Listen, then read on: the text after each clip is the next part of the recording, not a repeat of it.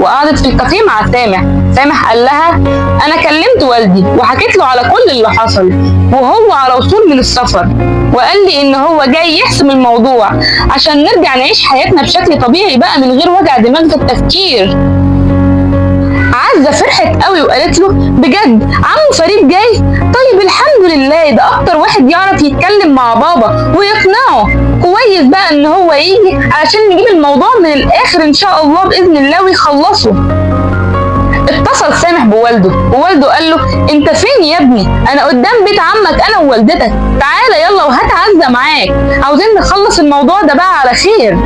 سامح قال له حاضر يا والدي، احنا جايين حالا، وقفل التليفون وقال لعزة قومي يلا يا عزة، ابويا وامي عندكم في البيت وكل شيء هيبقى خير ان شاء الله، استبشري خير.